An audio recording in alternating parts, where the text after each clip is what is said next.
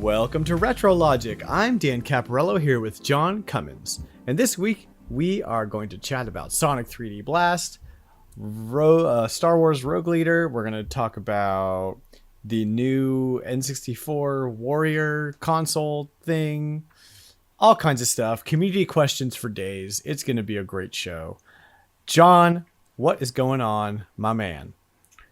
Oh, not a whole lot. Just good looking back at some of these retro games that we're going to highlight on the This Week in Gaming History.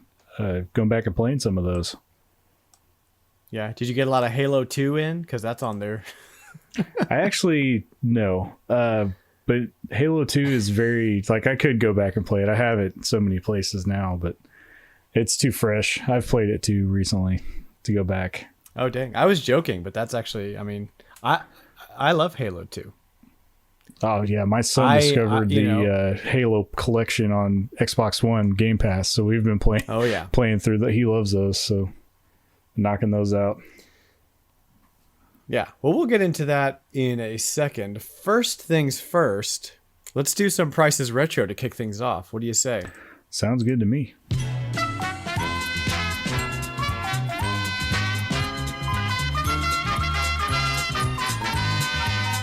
If this is your first time listening, how we play the Prices Retro is I'm going to throw up a list of games, 4 or 5 games, and their conditions, and John is going to guess what the lot is worth. The pricing is based on pricecharting.com listings as of this recording.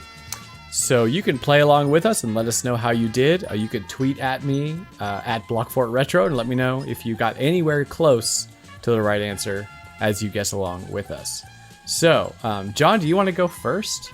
Yeah, I could totally go first. All right, I got a list of 5 games ready, and I will start off with saying that these are all going to be loose again. I seem to like the loose price, and a lot of these things would be like them loose. Yeah, like it loose. So the first game on my list is StarCraft 64. Oh, damn it. Thought I'd throw some oddballs at you. Yeah, that one goes up and down a lot too, so that's tricky. The second game on my list is F-Zero for the SNES. The third game is Metroid for the NES. The fourth game is Wario Land on Virtual Boy. Wario Land on Virtual Boy? Yep. Are you kidding me? No, I'm coming at you this week. Okay. All right. Okay. Yeah, you're coming for me. Okay. Do you have any more? Then the one last game that I have is Oracle of Ages on Game Boy Color. And remember, these are all loose, so keep that in mind. Legend of Zelda, Oracle of Ages. Yeah. None of these are discs, so that doesn't... Yeah, that's why I kind of kept to the loose on this, because it's like a normal... Yeah, it's like a normal price. It's weird how the disc games, like the normal price is boxed, and cartridge games, the normal price is loose. Like quote unquote normal, like what you typically see in like a normal, like a selection of games. Okay, so the last game is Legend of Zelda, Oracle of Ages. Okay. There's a difference between the two, price-wise. Yes, there is. Okay, so I think I have my number. I'm going to just adjust it a little bit because what I do is I like keep track of my fingers, and like each finger is worth $10. So I'll be like, that's like this much. That's like this much. And then at the end, I'll count up my fingers and be like, okay, so I got around this number, and then I'll adjust it basically. Awesome. Okay, so my number is going to be $125. Alrighty. And to make things more streamlined for this episode compared to the last one, I have a sheet now that I can just plug these in and it'll tell us right away. Hey. All right. Thank God for Excel. And since it's just the two of us this time, do you want me to go ahead and disclose my price, or do you want to wait till we both go? Should we wait till the end? That's what I'm saying. We could. Yeah, let's wait till the end.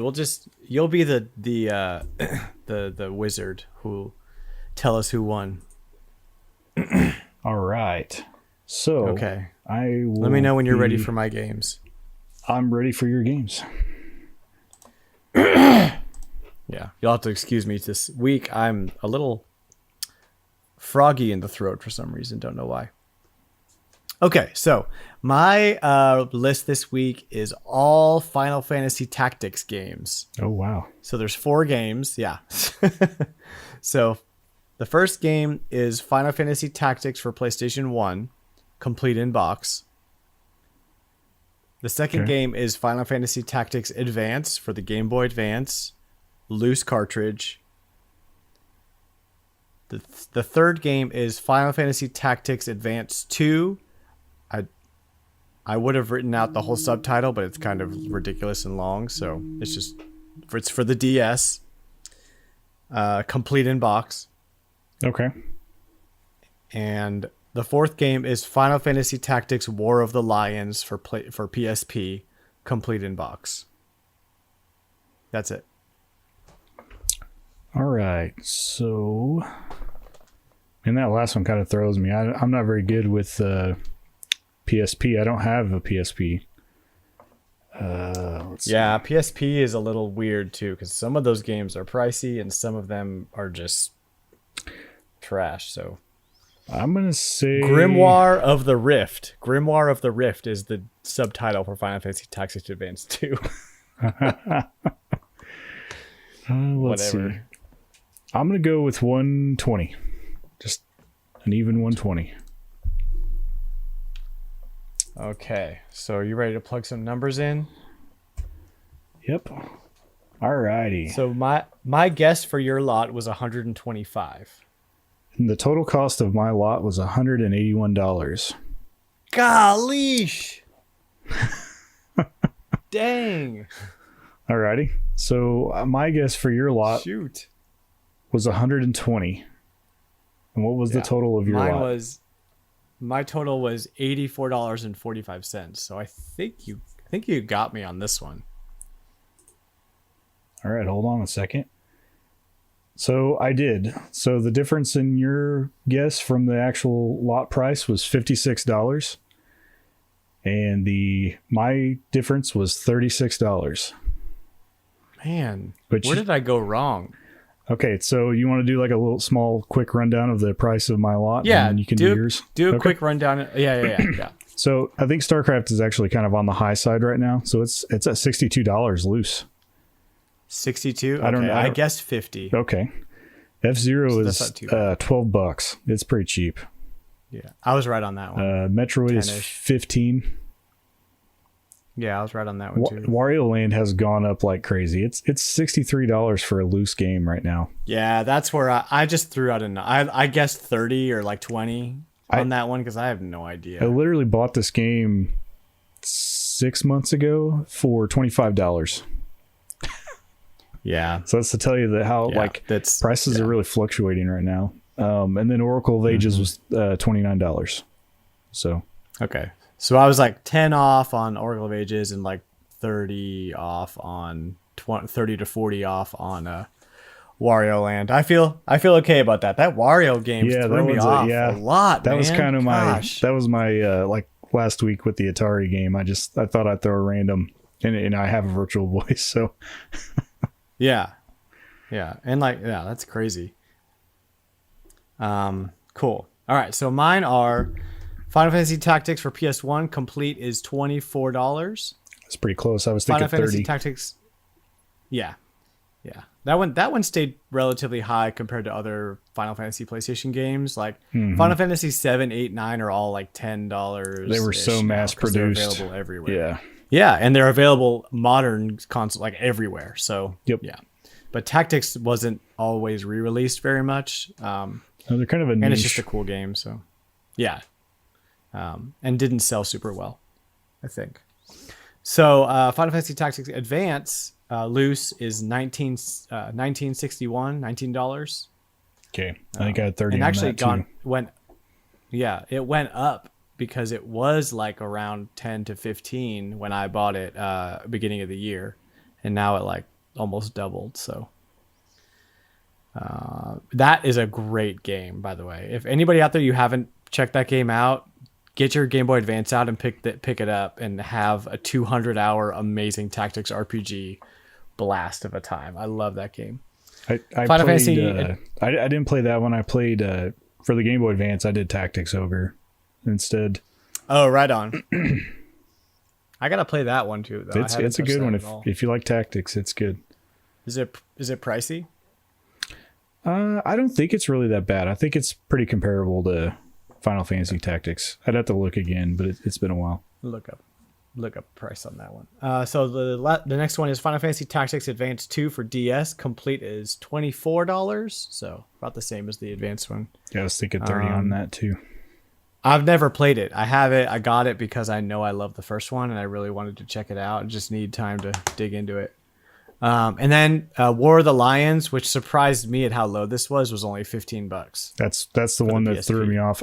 I kind of did a baseline of 30 on all of them, just because I know that they're not like super valuable games, but I know that especially the Game Boy Advance one, Game Boy Advance games are tricky to price. Like, so depending on what they are, they go up in value very quickly.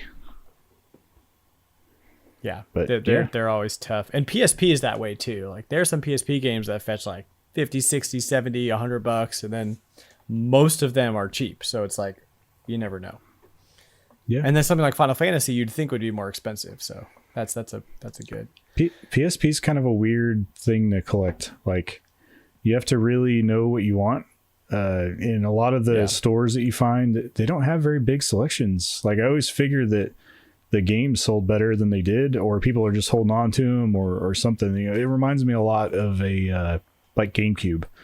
You know, Gamecube didn't really sell a whole lot, so the game selection is always pretty small when you go to a used store. And PSP is kind of the same way. A lot of times I'll find more of the movies, the UMD movies. Yeah, because nobody wants them, so they get rid of them. Yep, that's what I'm saying. You can buy those all day, but a lot of times the game selection is pretty much like Madden or puzzle games, things that you're probably not going to look for. Yeah, working PSP hardware is very expensive, also. Yeah, that's something I really want to get a PSP and I want to get a Vita before they just like totally go, because it's also finding hard to get a good working one for PSP. Yeah, that's the expensive part. Yep. All models too, even the digital only ones are expensive. Awesome. Well, thanks, John, for playing Price is Retro with me, and you listening on. I hope that you had a great time, and let me know. Tweet at me. Let me know how you did if you guessed along with us. John, you beat me this time. Put that in the wiki, and we'll get some numbers up there and keep stats. Who's winning. It's going down in the log. I have it all mapped out now, so we're good. Great. And while you're doing that, let's jump into This Week in Retro. What is this segment called? This Week in Gaming History. Apparently I can't read tonight. It's okay. I can talk. I just can't read. And so the first game we're going to chat about, John, is Sonic 3D Blast. Wow, Sonic 3D Blast. Released for the Sega Genesis 24 years ago today, November 9th, 1996. 1996, relatively late-ish in the Genesis life cycle, which began in 1990. And yeah, it was wow. So, okay, my memory of this game, playing it as a kid, was just that it was impossible to control, really. Like, and I didn't have a great grasp of what I was doing. Well, for the uninitiated, Sonic 3D Blast is a kind of top-down, isometric, 3D looking Sonic the Hedgehog game, where instead of like running through a level, right, to get to the end, like in every other 2D Sonic game, this game is like a labyrinth where you have to kill every enemy and collect the bird inside it and then deliver the birds to the goal. So you can like collect 3 of 5, go to the goal, drop them off, come back out, kill 2 more enemies, go to the goal. That's every level. And there's different obstacles and ramps and set pieces and stuff. But for the most part, you're playing the same, I played 1, 2, 3, 4, 5, 6, 7 levels of it tonight. And it was very repetitive. And at some point, I just got to the point where I was like, I really don't have to keep playing this game. I've played enough to know exactly what's going to happen for the rest of the game. Which is true of platformers usually. You go, But I feel like the Sonic the Hedgehog games are a lot more varied in their set pieces and the kinds of obstacles they throw in your way. Whereas this, they like tried really hard to make stuff feel like Sonic the Hedgehog from an isometric view, which is really difficult to like make things go fast when you can't see but like 10 feet in front of you at any time, because it's top down, it's isometric. So they made it more puzzly, which is fine, but you still go really fast, and the controls just like it. Okay, you know how like in every platforming ice level ever, you just slide around all over the place? It's the whole game is like that, and especially while you're jumping. And you get later in the game, and there's actual like platforming you have to do from a fake 3D isometric view on an impossible to control character, and it is infuriating. That being said, it's not as bad as I remember it being when I was a kid. I think because now I like understand the concept more and like can wrap my head around the controls. And I think my experience today was a lot better because I was playing it on the GameCube Sonic Mega Collection. So I had a stick. I had a GameCube controller and not a D-pad, trying to maintain these diagonal directions, you know, because on isometric, your cardinal directions are diagonal. They're not up, down, left, right. And the GameCube stick is really good. It's got these nice little slots to fit your diagonals in. So it was real easy to play that way. And I just think the concept that they came up with to fit Sonic into an isometric view didn't super work for like a whole long game. So that's kind of my 2 cents on Sonic 3D Blast. John, do you remember playing this game when you were younger? Well, that's us. I think we were talking about this a little bit before the show, but I didn't really have a chance to play 3D Blast. I didn't have a Genesis as a kid, and right. I don't remember any of my friends having 3D Blast. And this would have been pretty late. Like you said, 96, we'd already probably moved on to N64 by then. Yeah, and, 64 launched by now. Yeah, so I mean, even... Did it? Late Super Nintendo games. Like I said, I really missed a lot of Sonic because I only played it at friend's house. I had Super Nintendo and Mario was kind of taking over platforming at that time for me. So, I was going to say though, do you have the Genesis collection for Switch?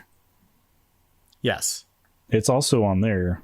I don't know if it's any easier to play or how that would play. Honestly, the GameCube was the best experience I've ever had playing it. I'm sure It'd be fine on the Switch too because of the control stick. But I looked it up today to make sure because that would be the only way I have to play it. Yeah. I don't. Well, is it on the Genesis Classic, the mini console? Is it on that? I'm not sure. No, it's not. Okay. No. Well, then yes, the Switch Genesis collection is the only form I have to play that. So I'll definitely have to check it out. I meant to, but I got carried away with. Yeah, give it a couple. Right. One of the other games on the list today. Give it a couple levels and just kind of soak in what it is. It had a really interesting like development story. It was developed by Traveler's Tales and not Sonic Team. But even so, it feels like Sonic the Hedgehog. All the sounds are there, the music is there. The enemies, you know, the way all the characters look, you see Knuckles and Tails in there and Dr. Robotnik, and everybody looks like how they should. And it's really impressive how they made everything appear to be 3D. They used the same technology that they used in Donkey Kong Country, where you did a 3D render and you took pictures of it and you turned it into sprites. Yep. So it looks great. It looks like 3D. And the levels have kind of this Marble Madness thing going on where like there's ramps and levels and stuff. And like it's all 2D plane, but the way they developed it, it makes it feel like a ramp kind of slows you down or speeds you up if you're going like down it. You know what I mean? Just like Marble Madness. Yeah. So they did a really great job with the physics. It's just that Sonic feels like I'm on ice all the time, and it's super annoying, especially when they ask you to do all these intricate platforming pieces, and it's just not designed for that. I would have loved to see more fast-paced set pieces. It sounds like you're selling me to play Marble Madness more than you are Sonic 3D Blast. Yeah, you know what? If you want to play Sonic 3D Blast, just go play Marble Madness because it's actually a better game. Oh man, Marble Madness is so slow paced. It really is. I love it. I think I have. Is that one of my? Yeah, that's one of my very few NES games that I. Oh man, yeah. Have you ever played it the correct way in the arcade with the ball? The ball. Yes. Yeah, I love that. That's the way to play it. Mm-hmm. Love that game. Yeah. So that's my 2 cents on Sonic 3D Blast. Definitely worth a play. Well, fun fact about Sonic 3D Blast: when you first fire it up, there's this very pixely looking full motion video, 3D rendered full motion video that is really impressive. Like, it looks really great. But that video took up like 25% or something of the entire space in the cartridge just for like a 10-second full motion video at the start of the game. So like they had to squeeze the rest of the game into 75% amount of space because they wanted to show off this full motion video. It's ridiculous. It's the intro to Sonic the Hedgehog movie. Yeah, it really is. It's like it's very impressive, but I don't know why you needed to take up all that space. It's ridiculous, but it's funny. Look up more about the development of that game because it is kind of fascinating how they pulled everything off. But unfortunately, 2 months earlier than this, Super Mario 64 came out. So this game sold poorly. It had poor reception. It was just like, why play this when Mario 64 is out? They're like, this has 3D in the name, but is not 3D. Mario 64 does not have 3D in the name and has way better 3D. Yeah, exactly. So next up on our list is Halo 2 for the Xbox. Released 16 years ago today, November 9th, 2004. Man, 16 years ago. Yeah. It's yeah, crazy to think about. I think you have a little bit more experience with Halo than I do, especially recently. So again, Halo was a game that I played with friends. I didn't own an original Xbox until way later. In fact, I don't think I got the original Xbox until I already had a 360. I think I got a secondhand one through somebody at some point. But definitely played plenty of Halo 2. And I was telling Dan earlier that my son has kind of found Halo. We have a Xbox One and Game Pass, and you can play all of them on there now. So he's just he's like, well, I'm going to download this one this week and we're going to play some of it. So now I've got to clean my Xbox One off because he's downloaded, a couple hundred gigs of Halo games that we played through the first portion of it, and then he wants to play the next one. He can't stay on one. But Halo 2's it's pretty remarkable.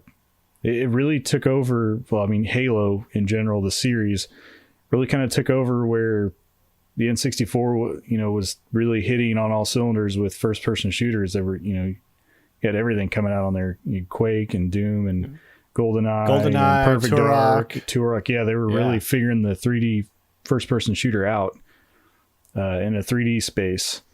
And then Xbox with Halo just kind of took that and just took off with it because it never came back. It's a Nintendo. Yeah, and even PS2, like PlayStation didn't even... Yep. I can't even think of a first-person shooter like Killzone. Or was that even Killzone PS2 was, or 1? Or? The original Killzone was PS2. But yeah, it's one of those deals where like, I don't think PlayStation really had a first-person shooter that compared. I mean, Halo was the game. If you were playing multiplayer, for sure. I mean, there was probably some decent first-person shooter experiences as a single player on PlayStation, but if you were playing at a LAN party, everyone was playing either Halo or you were playing Counter-Strike on PC at the time. Right. So, but yeah, or StarCraft. No, because we didn't get Ghost. Well, not in the released. first-person shooter. Yeah, not in the first-person shooter realm, but those were all my LAN parties were StarCraft. Yeah, we played a lot of Counter-Strike and a lot of really, I mean, Counter-Strike was like the thing at the time. It was really big. StarCraft was too. My experience with Halo 2 was the same as yours, where I didn't own an Xbox until later, and I mean, all my multiplayer experiences at my house were GameCube. It was all Mario Party and Mario Kart Double Dash and Smash Melee. We had Time Splitters. So, we had Time Splitter, and we had Geist wasn't multiplayer. We had Metroid Prime 2. Yeah, and you had a few 007 games that wanted to be GoldenEye but weren't quite there. Yeah. Like Nightfire and what was the one that they had Pierce Brosnan in that wasn't actually a movie? Like it was just a video game. I don't know. But when Free Radical made Time Splitters, that really was kind of like the spiritual successor to GoldenEye on the GameCube, and we played a lot of that. But as far as Halo 2 goes, it was always at somebody else's house, but we played a ton of it. I mean, once you get the hang of it, it's like one of the best multiplayer first-person shooters to date, you know? It just kind of took everything that the first one did right and built upon it, and now you're dual wielding and improved on the maps and improved the Warthog, and it just killed it. You had N64 that kind of started it off in the 3D space, and then PC took over. Keyboard and mouse was the only way to play. Right. And then Halo said, well, we've figured out how to do this with a controller now that we have 2 sticks. And then it kind of just stuck, and that's what you have today. Yeah. Yeah, definitely.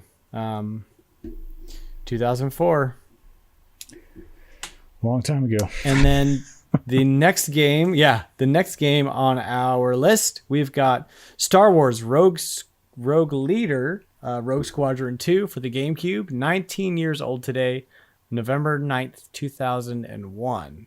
Usually we go in some sort of order here, but we kind of missed the dates up a little bit. So this is Rogue Squadron 2. John, you just popped this one in recently. I haven't played it in a while. I just remember it being amazing and mind-blowing on the GameCube. Yeah. Does it hold up? It does. I've seen this one pop up on the list, and it was one of the more available. I mean, I've had it and haven't actually fired it up in a really long time, but it was definitely easier for me to hop on and play it. Like I said, I already played Halo not too terribly long ago. And I had to actually look up where I could play Sonic 3D Blast. So I definitely went to Rogue Squadron 2 first and played a little bit of that. I played the first mission that they have on there that's available, where you're basically doing the Death Star mission, and you have to start off. And the thing that I like about this is, like, I think Star Fox should have went more this direction at that time period. You get free roam basically, and it feels fantastic. The controls still today, like with a GameCube controller, even though your sight doesn't go very far out, there's definitely a lot of pop in and stuff. It's GameCube. It's popping in boxes here and there that you have to go destroy. You can't see them all at once, but it holds up. It feels good. I was kind of wondering how I don't do very good with inverted controls, even flying. I kind of like to go with the standard, but this one starts you off that way, and I just kind of left it that way, and I picked it up pretty quick. So that tells you something on the control scheme for that. It still feels pretty good. But yeah, that's good. I've heard that they hold up really well. It's been a while since I popped one in. But the draw distances on the 64 version were atrocious, you know. Yeah. But I still had fun with it. Like, it's still a great game. I don't think the GameCube ones are a whole lot better, but you definitely get a better graphics. You definitely get the Death Star is not square in the GameCube one, so it's definitely a way better experience in that aspect of it. Yeah, awesome. So I'm just a big polygon floating out there. Just like an octagon. Yeah, it's the Octastar. All right, so that concludes this week in gaming history. Some really great games. and some great games, and one kind of okay game that probably never needs to be played ever again. Not much going on in the news old news this week, John. Just a little bit of a profile on the Warrior 64 on Retro Dodo, which is, I don't know if you looked at what it is. It's a clone console for the Nintendo 64, kind of like what Analog did with NES and Super NES. Super NES? Did they do one for the Super Nintendo? They did, yes. The Analog has NES, Super Nintendo, and they recently did a Genesis. Yeah, and then now they're doing the Duo, so that's their console lineup. Yeah, and so this one is not an Analog product. I actually couldn't find who the manufacturer is on this link, but the ambitions for this console are pretty great. I mean, it's got an original port, so you can plug your original N64 RCA cable in if you want to. It also has built-in HDMI, and I believe it will use the same power adapter as well. It looks the same, but I couldn't get a confirmation on that. And it also comes with what looks like the like smaller N64 controller with only 2 sticks, and like a GameCube style. Yeah. Only 2, not sticks, 2 nubs, and a GameCube style stick, with a D-pad in the middle, which looks great. It looks comfortable. It looks cool. I'm a little skeptical of, well, it also has the expansion port. I mean, it's the same, it's relatively the same hardware. It works with all Japanese and North American games. It does not work with European games right now in the most current build. 4 controller ports, all the things you expect. My skepticism starts at the latency of this HDMI and how they could keep the price relatively low if they're promising you an HDMI port on the back, because that could add some lag. It's only $150. Yeah, I was trying to find. I was reading an article about this, and I'm only kind of remembering a little bit of what I read, to kind of go with your skepticism. The article was saying that there's something about the actual hardware in this console that is something that's reused from another one of these clone style consoles that didn't perform well. So they were kind of giving everybody a heads up to kind of watch out that the performance may vary based on, your findings. Manufacturer is Intech Gaming. Yeah, I'll try to find the article, and maybe we can do an update to this story on the next show, to give a more clear answer to what the performance issues were with the hardware. Right. I just know that it was mentioned. I'm just not. So I thought I'd bring it up. I'm just not sold on the need for a clone N64. I mean, N64s kind of hold up pretty well. They're relatively and you can cheap. And you can get a really solid HDMI adapter, or a converter. Yeah, I have for about the price of buying this console. So I actually have a Hyperkin cable that does HDMI, but it has to have power, so it's converting. Yeah, I have that same cable. Yeah. It works okay. Mine overheats, but for about $100, you can get either a RetroTink or the Ultra 64 HDMI. Yeah, I forget who makes that one. I mean, and those are just fine. I've put 2 hours on my Hyperkin cable and haven't had any overheating issues with mine. But I mean, they're all. Yeah, mine probably has a glitch or something. I don't know. They're not manufactured the best. They're pretty high. Like no, it's Hyperkin. It was like a $15, $20 cable. Yeah, exactly. Right? Yeah. $20, and you can do it. Works with Super Nintendo, N64, and GameCube all in one. So that's what sold it for me. I didn't have to go out and spend $100, and a lot of times I'm not looking to play those consoles for more than an hour or two at a time.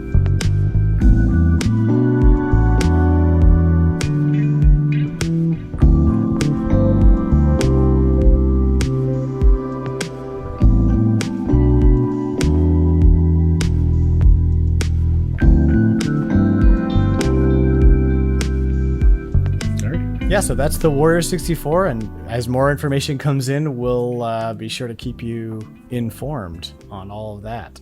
This should be launching this month, so hopefully if we get some units out in the wild, we can get some reviews in. Great. Well, let's chat a little bit about what we bought and what we played and all of that before we head into our very long community questions Magnum XL section. Do you want to squeeze crossplay in between these two? Oh, crossplay. I didn't even put crossplay on the notes, did I? Yeah, let's go ahead and let's do crossplay now. No. It's okay. Crossplay is important. It'll be short because all we're doing is naming the games, right? Cool. Yeah.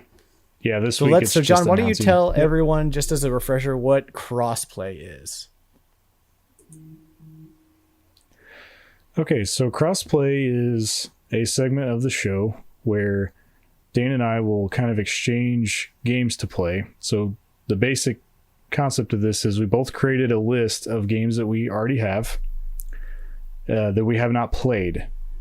And then we exchanged the lists, and we both kind of took a look at the lists, and if there was a game on there that one of us had played, that game is eligible for crossplay. So basically, I want to find a game that on his list that I've already played that he hasn't played, so that he gets a new experience and I can compare it to my experience that I've already had playing the game. And then we'll do this monthly. So a month from now, we'll do an update and we'll talk about the games that we played. Yeah, first episode of the month, we'll do like a whole section about what we played, what we thought, and then we'll choose a new game for that month. Yeah, so it's going to be cool, and you can play along with us, and you can follow our progress on the podcast as we play and chat about it. So that'll be pretty cool. All right, so we each have chosen a game for the other one, and why don't you go first this time? Why don't you say what I'm playing, and then I'll say what you're playing. Okay. All right. So after kind of looking over the list here, I settled in on Star Tropics for the NES because I think this is a fantastic game that you definitely How need to long play this to one. beat Star Tropics? Okay, 14 hours. It's not terrible. Yeah, it's not, and I don't expect you to beat it. I'm gonna try. I'm gonna give it my definitely.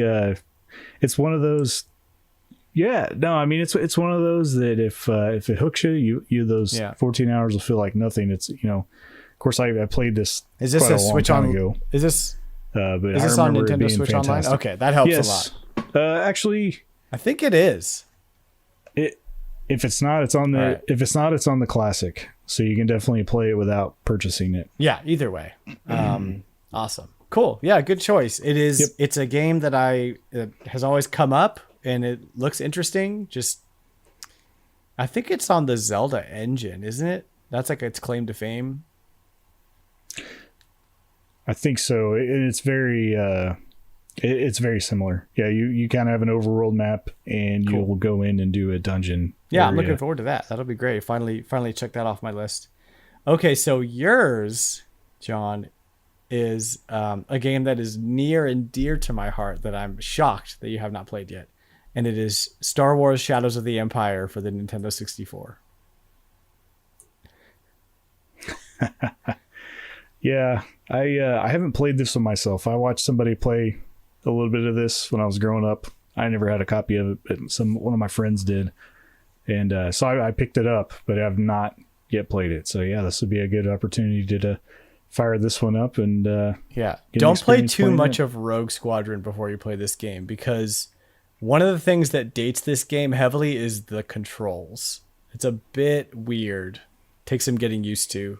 But I mean, once you're jiving and you're playing, you get into it and you understand what's going on, like how the auto targeting works and everything. But yeah, just With N64, Yeah, that's like exactly. a disclaimer Just, for all games.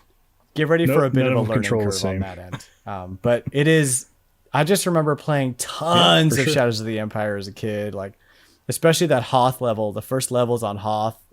Just playing that over and over and over again. Yeah, I can't wait to see what you think of it today, because it certainly is an experience these days. Awesome. Well, good. I can't wait. And that's Crossplay. We're going to see how that pans out in December, the first Monday in December when we record. We'll do our final breakdown of those games. Let's chat about what we bought and what we played, John. So what's the deal with you this week? Alrighty. So I've got a couple things on here that aren't retro, but I'll go ahead and mention them. So I ended up picking up Pikmin 3 Deluxe on the Switch as well. I know you mentioned it last week, and I've been playing this one. Stardew Valley got a physical version released for the Switch this week. I put a lot of hours in this digitally, and my kids have wanted to play it, and it's one of those deals where everyone has their own Switch now. So I was really stoked that this physical version came out, so I can kind of let the card get passed around and let everyone play it, all the kids, and probably my wife at some point. She's been playing Animal Crossing, so she'll probably dig this too. And then I also picked up Hades finally, as kind of everyone's been harping on me to pick this one up and try it out because they want to talk about it more. And then the last thing that I bought is Excitebots on the Wii. I never played this one. I played Excite Truck, but I never played Excitebots. And it's kind of funny that a local game shop had a sale going on this weekend, and my daughter wanted to pick up some DS games. She's got a Pikachu 2DS XL, and she likes going and getting the little $5-6 games at the store and the DS, like Hello Kitty and Gardening Mama and stuff like that. And they were doing a deal where it was buy two get one free, so she had 2 games picked out, couldn't find a third one, so I just kind of went. I was like, well, Wii games are usually real cheap, so I just went to the Wii section, kind of looked through there, and I was like, oh, Excitebots, I've never played this game, so I picked it up for like $6. So I'm sure it will definitely be worth $6. Is awesome. If you like Excite Truck, it's just more of the same with like a fun, like transforming robot, like mechanic. Well, and it's a co-op play too. Yeah, it's 2-player versus yeah, and multiplayer. I mean, it got no fanfare when it came out. I don't even remember it coming out, and then one day it just showed up. It's like, okay, I guess there's a sequel to Excite Truck now. But yeah, yeah, this would have been that game at the rental store, right? Exactly. Like, oh, when did this come out? What is this? So enjoy that for sure. Yeah. So I have marked on here that I played Hades, but I actually didn't get to it. It was one of those when I went in the notes, I had planned on playing it by the time we got here, and just between Pokemon, Gen 1 and Mario All-Stars and some Rogue Squadron 2, apparently, kicking that one in to check it out before the show. Just never made it to Hades, so you guys will have to wait till next time. It's all good. I've talked at length about Hades, so I'm sure. I mean, I can't wait to hear what your experience is of it, but it's certainly an experience. It's great. And then Rogue Squadron for you. Awesome. What have you been playing? And what'd you buy? So I haven't played anything I haven't already talked about. It's just been Pikmin and Sonic 3D Blast for me. So I'm not going to talk any more about them, but I did pick up a pretty good deal. And when I buy things now, it's kind of like, okay, am I going to keep this or am I going to put this up on the store? And I've been looking around for a good deal on a Dreamcast for a long time. It just holds such a special place in my memory. I love the Dreamcast, but it's just a lot of the really good games are super expensive. So I got a Dreamcast, Sonic Adventure, Star Wars Demolition, and Tony Hawk Pro Skater 2 for $80. So it was a pretty good get. Yeah, that was a really good Yeah, get. I mean, you could nice. find the console itself for around 80, 90, 100.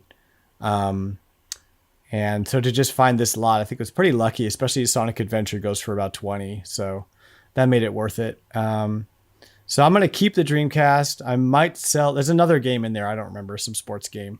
I might sell one or two of the games, but the Dreamcast is staying home with me. I'm going to get it all cleaned up and add it to the collection.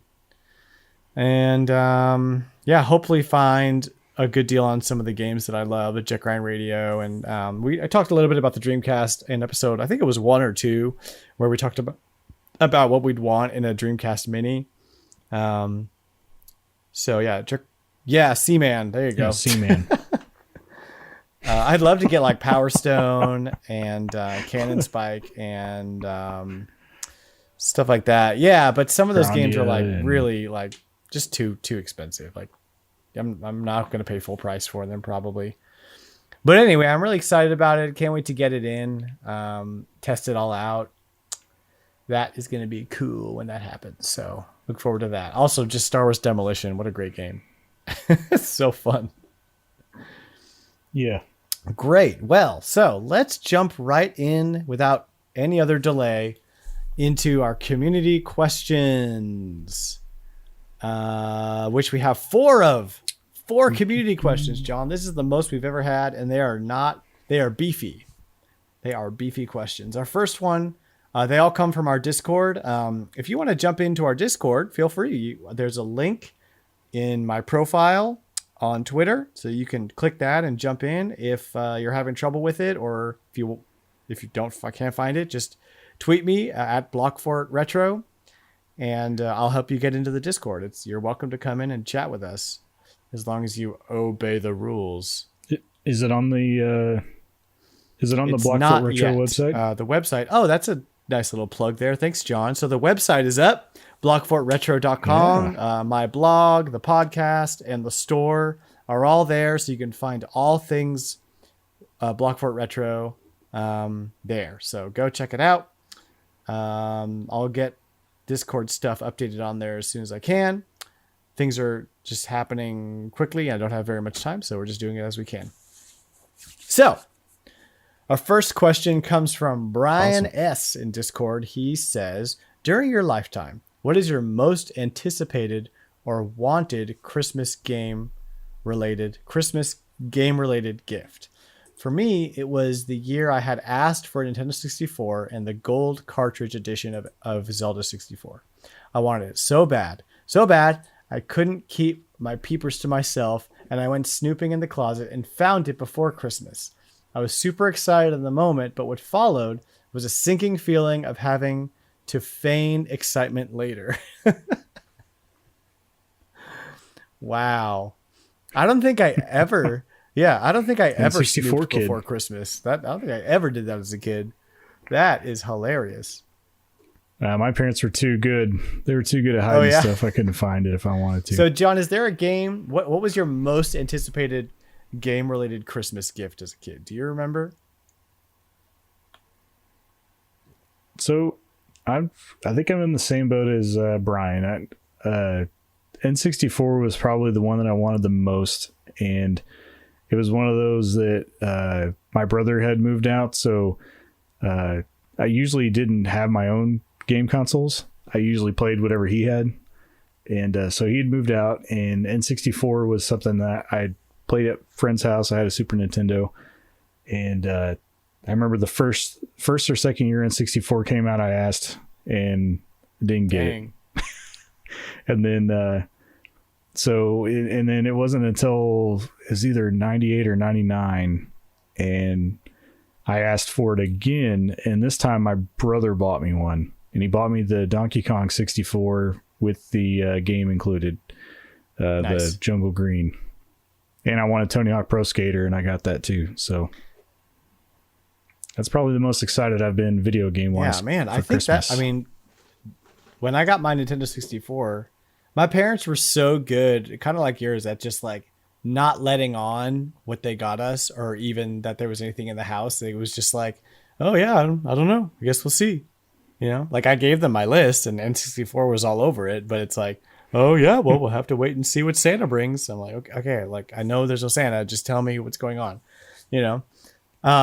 And so, but then I just remember the night before Christmas that year, we were at church service, and I was telling all my friends, everybody, I was like, dude, I'm gonna get an N64. I know I'm gonna get an N64. There's probably an N64 in my house right now, and I just can't even get to it. I cannot wait. I'm not gonna be able to sleep tonight. I told everyone about it. I remember that. And then busting that thing open on Christmas morning, no games. And then, but it was a trick, right? Because like Mom. we're like, oh man, like this, Dad, like you failed us. Like, what are we gonna do? Except he had put all the games in my stocking, right? And we always did stockings last. But I just thought, you know what I mean? I don't know what I thought. So it was Mario 64 and Wave Race, probably the year after the launch, there you go. or the year of the launch, because those are the games that's what was available, you know. So, Man, Wave still, Race, best water graphics ever. Still, they're great. Still hold up. Yeah, they're still amazing. Not even just the graphics, but the physics. The physics of the water in that game it still amazes me. Yeah, I popped that game in just the other day because you sent it to me, and I was just still blown away by the water physics. Yeah. Amazing. And the other one for me was when I got the Donkey Kong Country Edition Super Nintendo, which I had asked for. And again, my parents didn't tell me what was happening. So it was like, I don't know whether I'm going to get it or not. So always the big console launches are always huge excitement. So thanks, Bryan, for that question and for the hilarious anecdote. Our next one is from Andrew, who was our guest last week from the Nintendo Pals podcast, which you should go subscribe to right now. Nintendo Pals. They're hilarious. They're great. They love Nintendo. Yeah. Yeah, I was on their show. We swapped. Yeah, I was on the last episode. Episode 12 maybe. Yeah, and I pretty much talked about Pikmin the whole time because that's what I'm into right now. But yeah, that was fun. Yeah, definitely go check those guys out. They're great. They put out a good show. Great guys.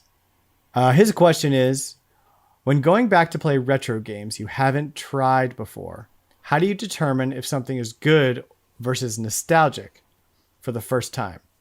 I found a lot of games are remembered as really great but haven't aged all that awesomely, so a newcomer to the game will have a hard time getting into it, whereas some games are timeless. How do you tell the difference before committing to purchase? That's a really interesting question.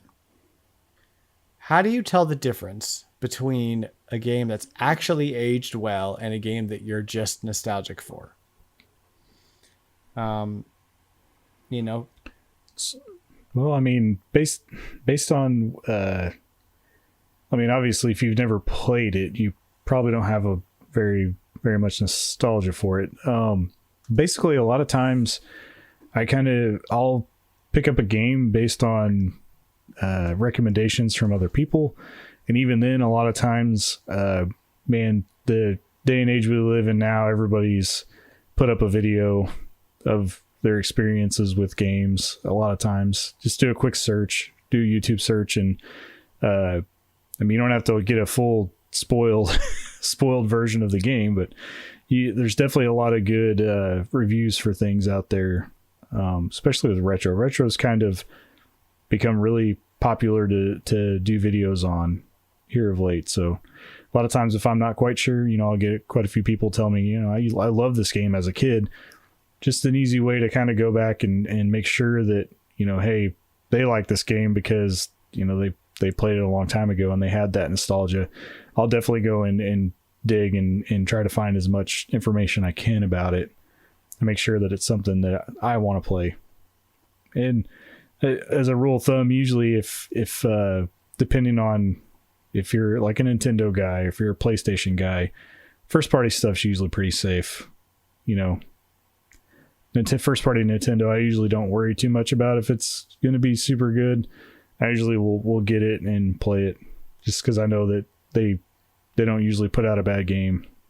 It's very, you have a whole lot greater chance of getting a good vintage Nintendo game than you do getting a Mario Smash Tennis Ultra or whatever for the Wii U. That's true. Yeah, and I think it's interesting. Most of my collection is stuff that I've already played that I love, with a few exceptions. So yeah, I mean, it's kind of a tough question because there are some generally accepted games that are just known to be good. You know, you got all your Zelda games, your Super Metroid, like your Pokemon, just like the classics, and they're good. So whether you've played them before or not, you can get it with some certainty and know that you're going to pick it up. The more obscure stuff is where it gets interesting. Like I have a great affinity for some really interesting games that I will admit are just not good to play. They're just not like fun for the average person to pick up. I enjoy them because they were from when I was a kid, so that's the difference that he's talking about. And I think two things. I think if you spend enough time with a game, you're going to just learn to like it. And that's kind of what we did as kids, like when you went to the rental store and picked out your game for the weekend, that's what you played. That was your thing. So if you picked up like Body Harvest for the N64, which I'm not a huge fan of, but some people love, then yeah, you're probably going to grow up thinking like, oh, Body Harvest was fun. When in reality, you just brute forced your way through into liking it. You know what I mean?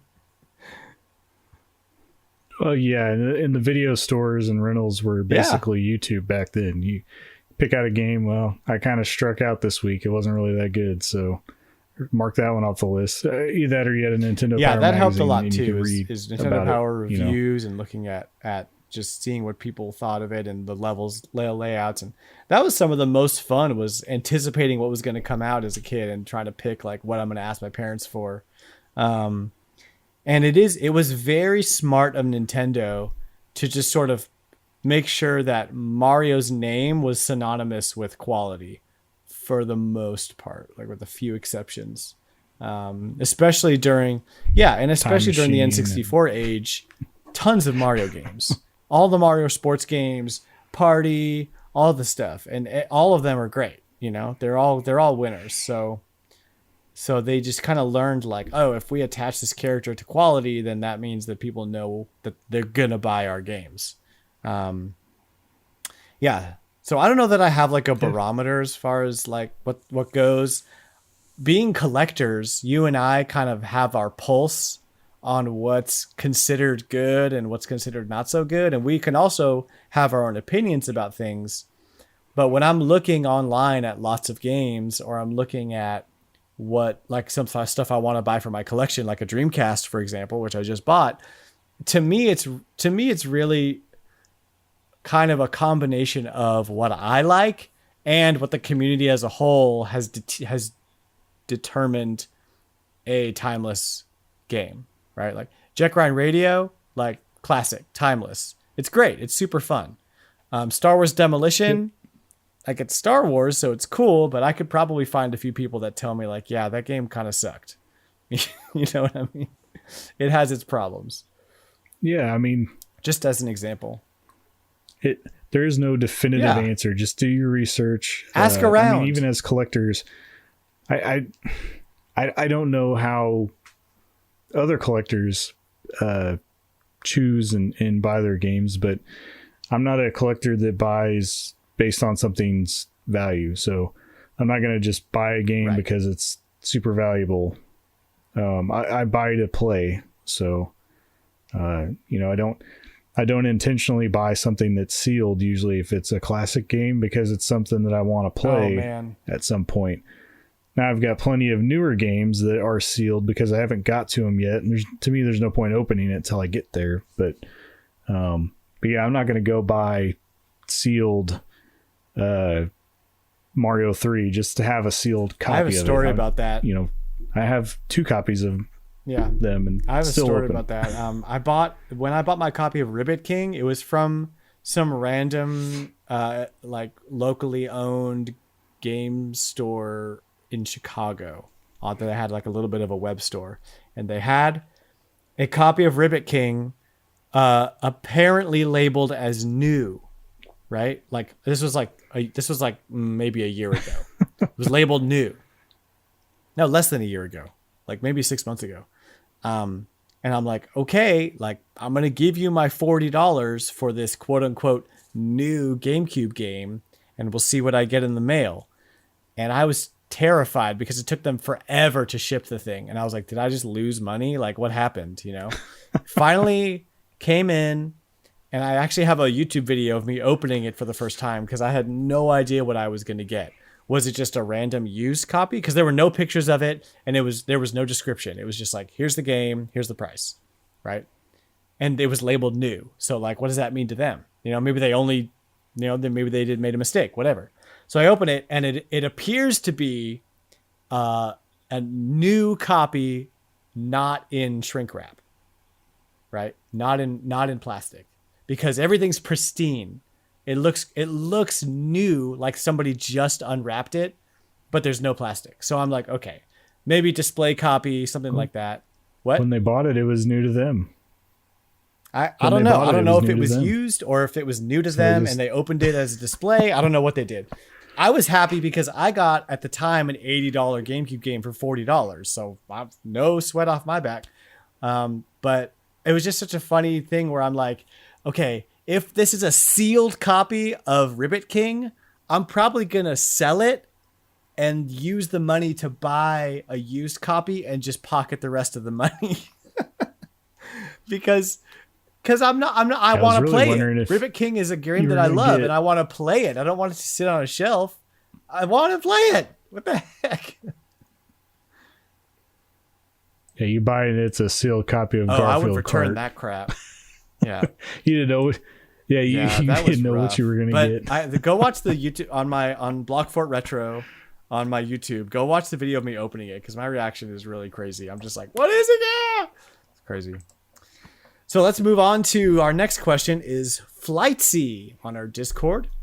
My bud from he won the GameCube controller in the giveaway, which we're gonna have another giveaway soon. So watch my Twitter. Nice. What is your wildest, least likely dream for the future of gaming that you still can't keep from hoping really happens? So his question is, what is your wildest, least likely dream for the future of gaming? What is your wildest dream, John? Think deep about this one. This is a good question. Yeah. It is, because in the gaming space, there's not a whole lot of unexplored anything. areas. And gaming's kind of already hit a not necessarily a wall, but we've hit a point where a game can be as real as a movie almost, or and VR is a reality, maybe not to the point that we're not in the Oasis right now. So I guess that would be kind of a crazy like a Ready Player One scenario.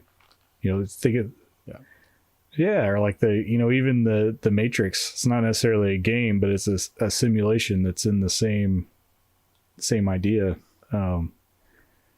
It's kind of at this point, the unthinkable would just be that going forward, we just have one type of game system for everything.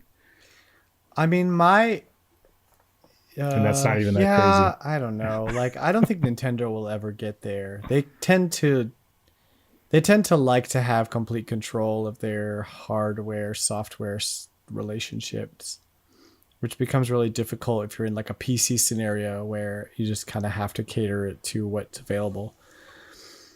When I first heard this question, my brain immediately went to all of the disappointment I feel about certain Nintendo franchises kind of being left behind.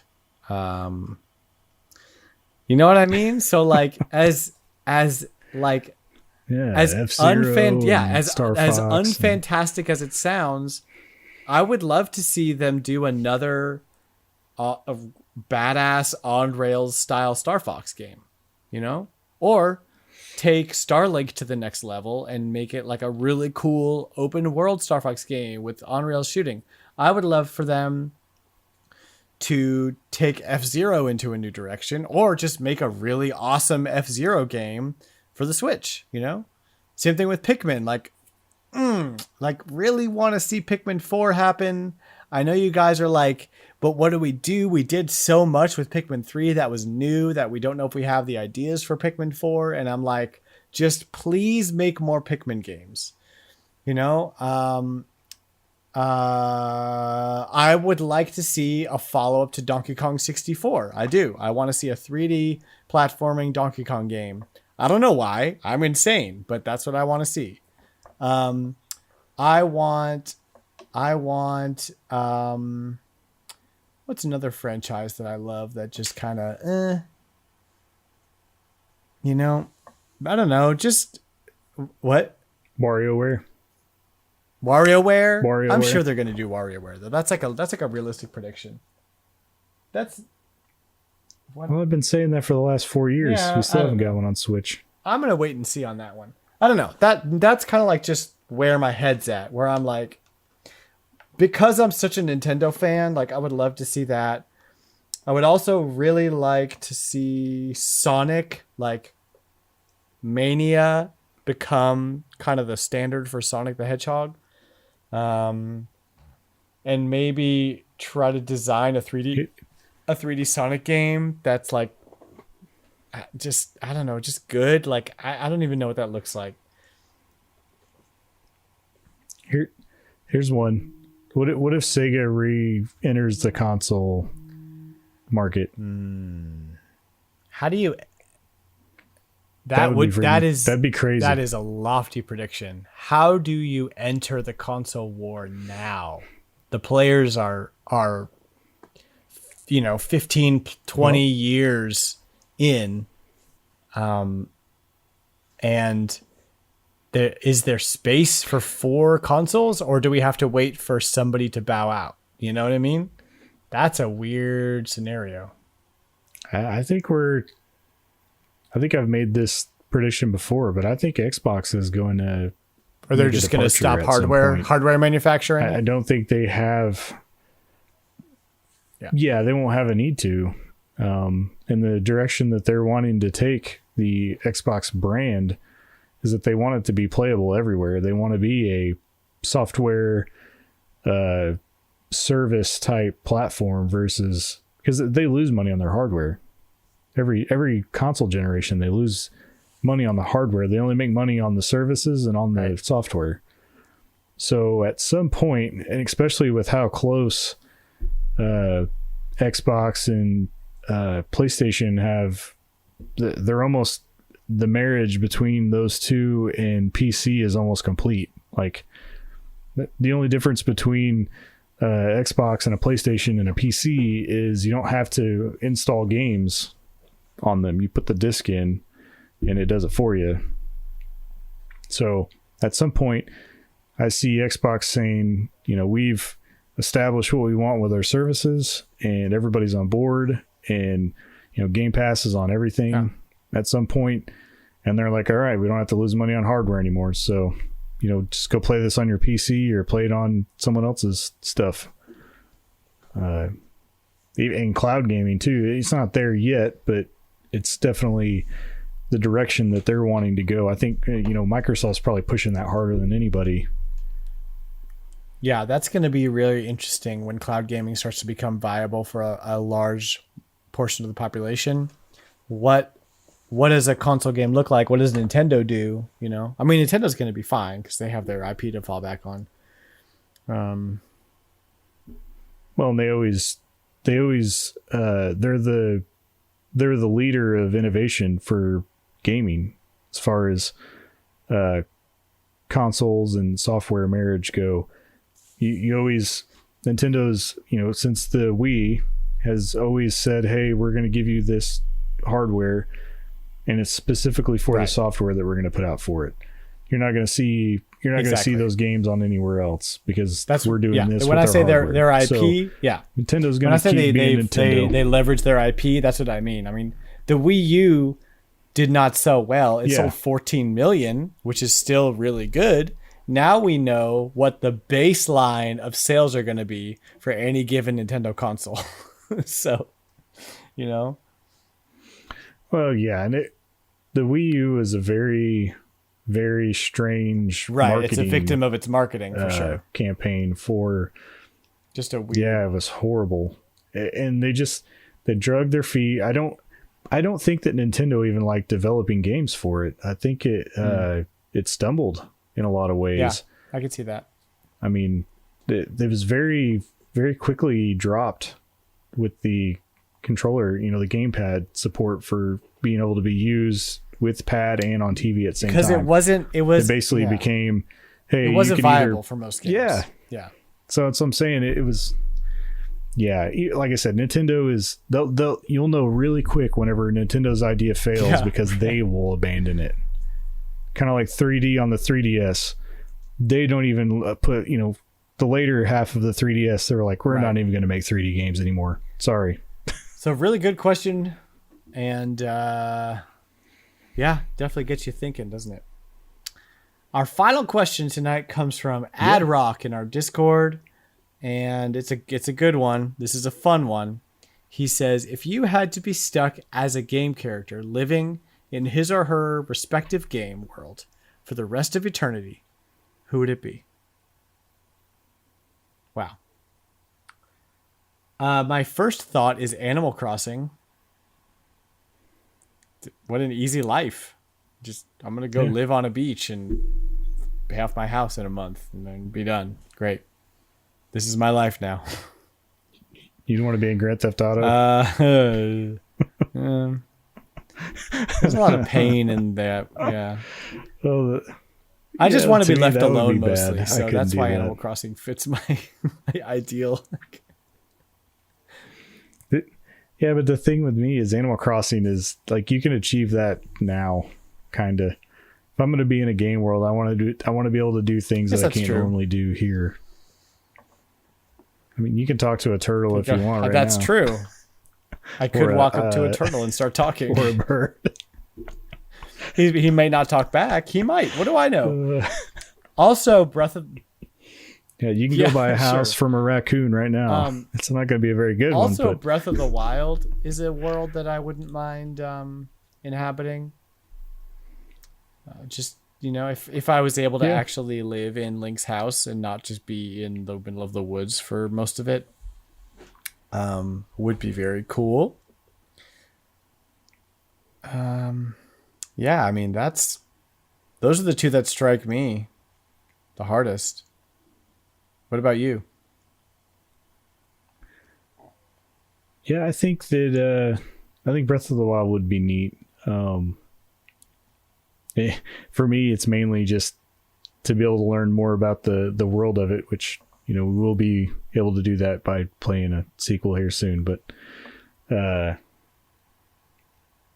I think that would be definitely the main one.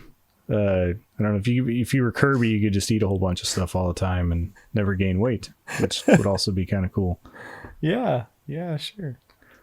And you don't ever die. Man. Like you just be a puff. I thought of it. Kanto region Pokemon. Done deal. Yeah, Pokemon would be a really cool IRL Pokemon. Let's make it happen. Well, I like somebody posted a picture of IRL Pokemon and it was like a raccoon, a skunk, and a squirrel or something. Yeah, like right. Yeah. Awesome. That's a fun question. Thank you, AdRock, for that question. If you want to submit a question to us for our community spotlight, you can hit me up on Twitter at Blockfort Retro. You can also jump into our Discord, which you can find the link for that on my Twitter page. You can email us at retrologicgc@gmail.com.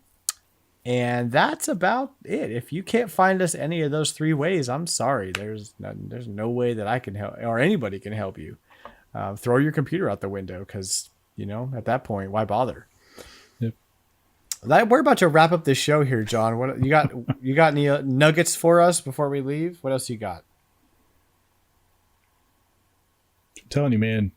Sega 2030. Okay, We're getting a console. write that down. Place your bets. What's It's called the name of Dreamcast 2, obviously. Dreambox. Sega's back. Sega and Sega Microsoft Station. It's merge a Sega and Station. you get a Dreambox. Yeah. Sega Station. It's a X. It's Saturn 2 is what it is. Because that worked really well. Yeah, there you go. Anywho, thanks for listening to Retro Logic, the official podcast of Blockfort Retro. Blockfort Retro is my retro game store where I only get the best quality, best descripted. I test most of it, what I can. I clean all of it. There's no stickers. It's all sanitized. It is nice, clean, ready to play when you get it in the mail. I try to keep everything as high quality as I can, and I ship it fast, and there's always free shipping on my eBay store. You can go to blockfortretro.com and go to eBay store and check all that out there. That's it. That's my plug for my store. Thanks for checking out the podcast. Go ahead and check out my inventory, see if there's anything that you like. And yeah, if you want to talk to me, I'm on Twitter at BlockfortRetro, and I also have a YouTube channel and Twitch. I do stuff out there. It's all at Blockfort Retro, so just find me and follow me. We would really appreciate that. That is our show, and we will see you guys next weeko. See you later.